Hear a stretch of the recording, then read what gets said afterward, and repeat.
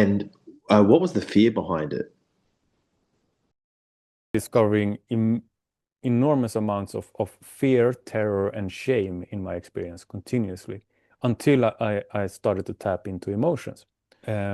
The fear was just, you know, entirely made up of trying to establish order and control, trying to survive, trying to create my version of what would feel safe enough to continue existing here in life, Yeah, in relation with other people. Um, and only through the somatic work of reconnecting to what it was made up, I mean, it was a heap of many different kinds of fear. Um, yeah, yeah. And yeah, so really like that direct experience that you had, with the bullying, your mum committing suicide, left such a powerful imprint on you that for many, many years you were completely unconscious to actually why you were even angry in the first place. yes. And yeah, and you'd been doing meditation. You Had you read any psychology books or anything like that?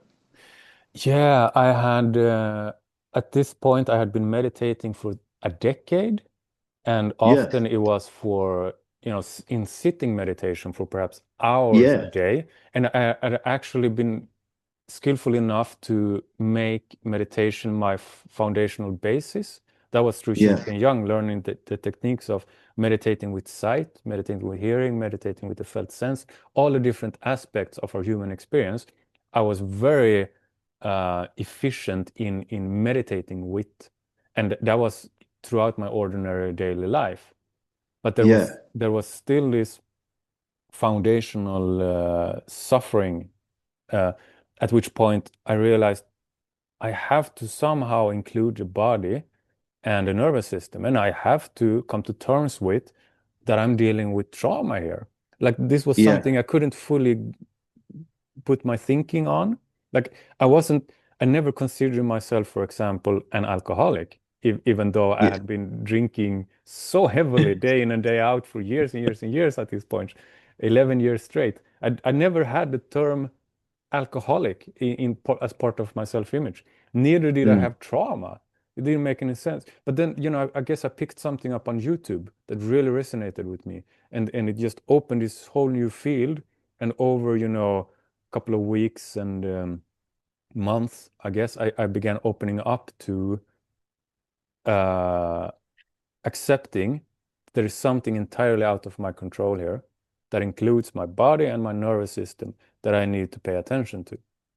yeah, And what I initially discovered over the course of a couple of years was yoga, especially yin yoga, qigong, and all the different kind of breathing techniques and modalities like Wim yeah, Hof, turning to cold showers and being in nature and walking barefoot on earth, etc. And being kind of manic around things like this, as soon as I discovered nervous system regulation, I set on a course to learn it all that was possible to do.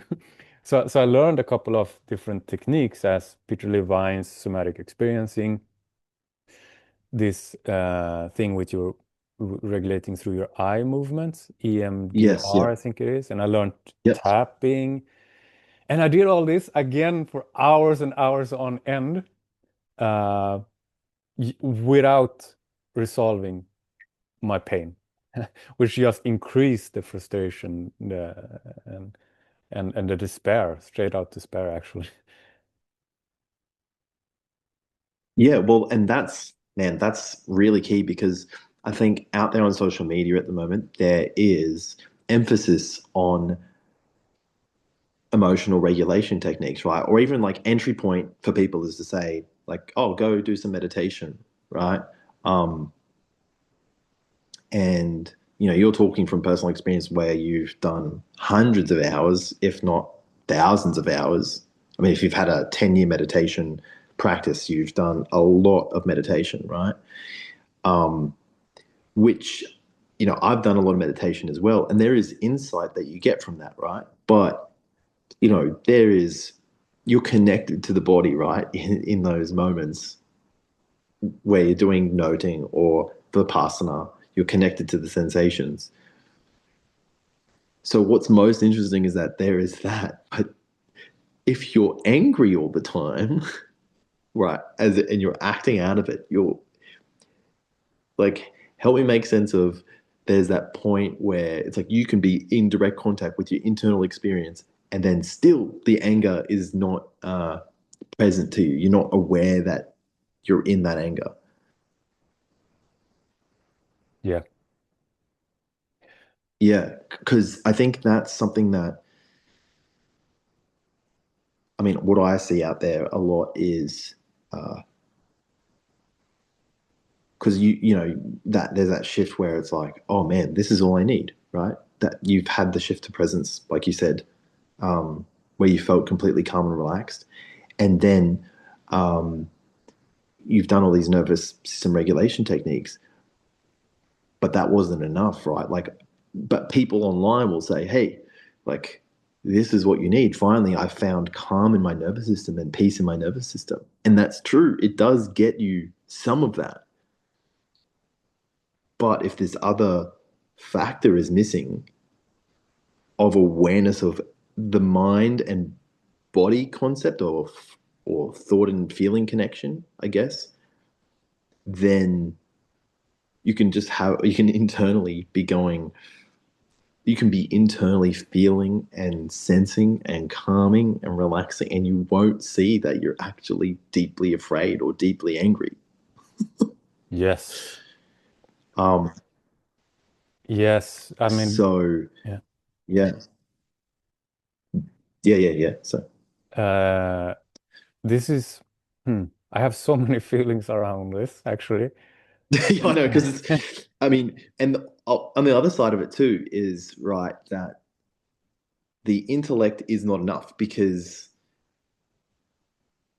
there are so many psychological techniques to sort of try and fix and solve problems. Like it might be like, okay, so you're not feeling good, right? Like say you go to a psychologist and they say, you know, they ask you some questions or whatever, and maybe they recommend some uh, or something good. Or it'd be like CBT, right? Changing your thoughts.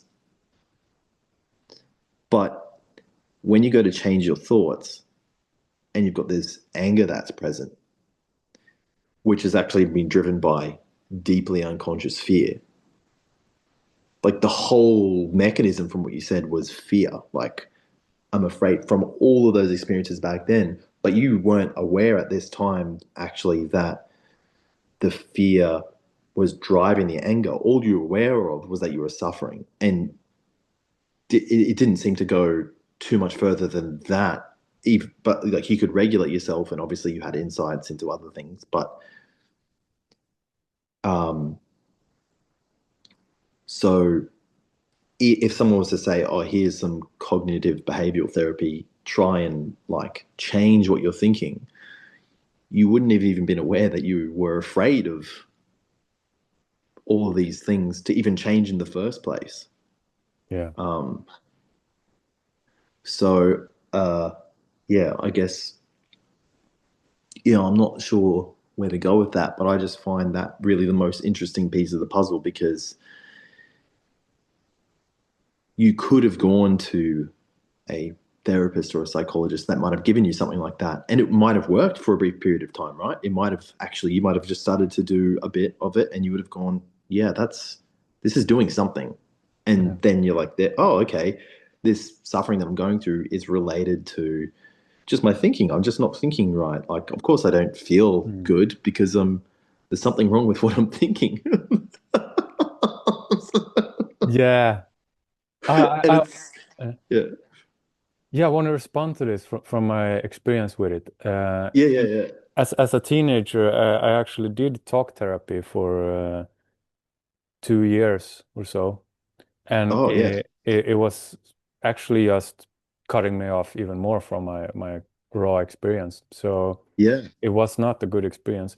As I mentioned, so after a decade of meditation, I wholeheartedly turned to the the trauma discourse. I read Gabor Mate, and I tuned into the polyvagal theory and the body keeps the score.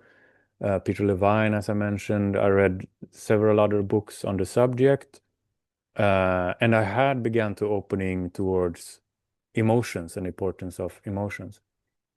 And I did, so many of the breathing and body regulation techniques.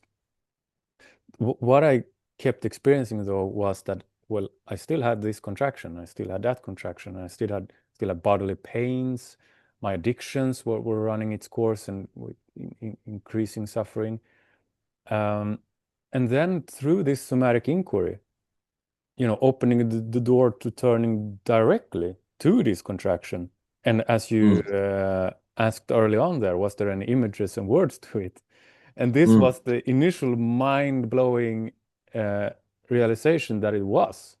This wasn't just silent, stuck contractions in my body, that if I just dropped my thinking and beliefs, which I had already done for years and years on end, I experienced myself going through days in silence, well established in presence and being aware of being aware. That was Yeah, well yeah, founded. I had already lost the heavy experience of time and space. yeah, yeah, However, I needed to turn to this directly. And in the trigger moments, turning to my body, what is happening right now? And that has been an increasing discovery that keeps surprising me, that keeps bewildering me. How much is stored in here? It's like this silent contraction, and sometimes it's not more than a super subtle lack or sense of deficiency, or on the other spectrum, a bit of a charge and tension. Turning to that and sort of opening it, it's like opening a whole world. Um, and at this point, having done this for several years, I trust how safe this is and how much I can rely on experience itself and my body releasing whatever energy I'm going to be capable of experiencing in the moment, and trusting that mm, that's going to all happen in its own course if I lovingly and curiously communicate with my body. What I keep discovering is that, oh, here's a whole new world of experience and possibilities, new perspective, new thinking, the ability to expand my life. And and then again comes a trigger and a bit of contraction, and again it opens up a whole new circle of possibilities.